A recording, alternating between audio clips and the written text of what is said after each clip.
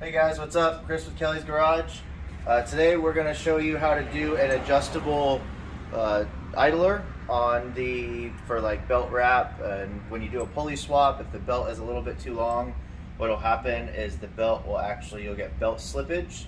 So it's like the bottom pulley is spinning faster than the top pulley can spin. So the belt will spin on top of the supercharger pulley. So what this does is this will actually take the slack out of the belt, so it pushes against the top of the belt, which will give you more grip on the pulley. So that way it will mitigate the belt slip. I don't know if it will completely take it away. I don't know if you can really get it completely taken away, but this will definitely help. So what I'm going to do is going to go throw it on the car, and I'm going to show you how to do it.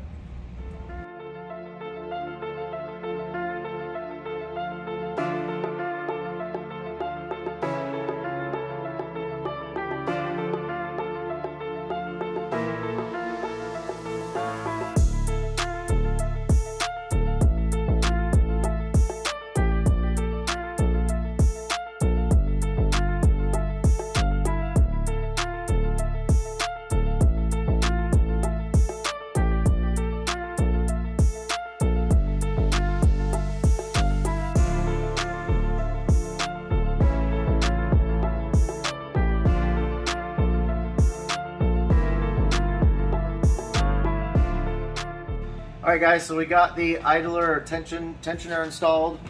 I'm going to go ahead and go over it real quick with you, show you how to do it. You will want to pull your tensioner tight, or you'll want to loosen the belt as much as you can, and then install this. Blue Loctite both the bolts that hold the mount in. Just make sure to use blue Loctite because the vibrations and stuff can cause it to come loose.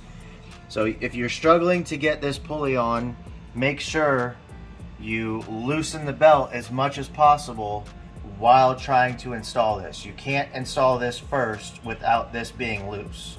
So keep that in mind. Tensioners are the way to go in my opinion, because you can see you get 3/4 of the pulley now has a belt on it, as opposed to if you were to remove this, you'd only have about half of the pulley covered with the belt. So we're going to run it as always, send it to the moon, and see if we can break into the 8s blower only. Stock motor, stock trans. Let's do this.